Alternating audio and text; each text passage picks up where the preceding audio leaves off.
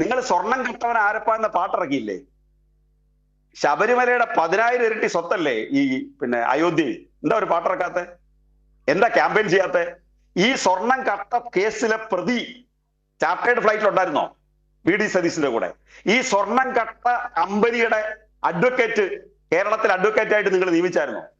ഈ സ്വർണം കട്ട പ്രതികളെല്ലാം കൂടി സോണിയാഗാന്ധിയുടെ വീട്ടിൽ പോയായിരുന്നോ? വീണ്ടും നിങ്ങൾക്ക് നാണോ മാനോ ഇല്ല ഇത് പറഞ്ഞു നടക്കാൻ?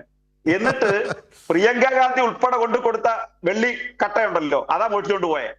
എന്റെ അച്ഛന്റെ സ്വപ്നമാണ് അയോധ്യയിൽ പള്ളി പൊളിച്ച് അമ്പലം പണിയെന്നാണല്ലോ നിങ്ങൾ പറഞ്ഞേ. ആ മഹതി കൊടുത്തിട്ടുള്ള വെള്ളിക്കട്ട ഉൾപ്പെടെ അവിടെ ആമ്പിള്ളാർ അടിച്ചോണ്ട് പോയി.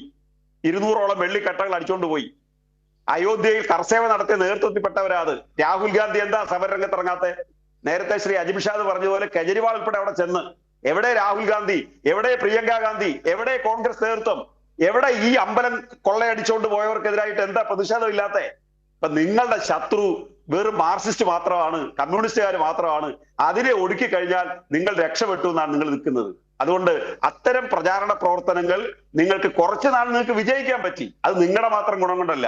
കേരളത്തിൽ കുറെ അധികം മാധ്യമങ്ങൾ നിങ്ങൾക്ക് സപ്പോർട്ടായിട്ട് നിൽപ്പുണ്ട്. അവർ പൊതുബോധം സൃഷ്ടിക്കുന്നതിൽ അവർക്കും ഒരു പങ്കുണ്ട്. അവരെ ഞങ്ങൾ തള്ളിക്കളയുന്നില്ല. അതിന്റെ പേരിലാണ് നിങ്ങൾ ഈ കളിയൊക്കെ കളിക്കുന്നത്.